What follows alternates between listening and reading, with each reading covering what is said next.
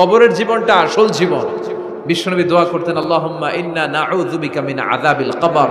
আল্লাহ, আমি আপনার কাছে কবরের আযাব থেকে পানাহ চাই, কবরের আযাব থেকে বাঁচতে চাই।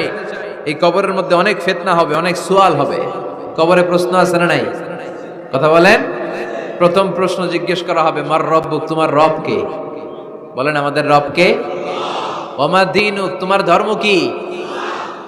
বিশ্বনবীর চেহারা দেখিয়ে বলা হবে, তাআরিফু মান হাযার রাজুল, এই লোকটারে চিনো? আমরা কি বলবো? আমরা চিনি, উনি আমাদের প্রিয় রাসূল মুহাম্মাদুর রাসূলুল্লাহ সাল্লাল্লাহু আলাইহি ওয়াসাল্লাম। এরপরে জিজ্ঞেস করা হবে, এগুলো কোত্থেকে শিখলা? আমরা বলবো, কোরআন থেকে।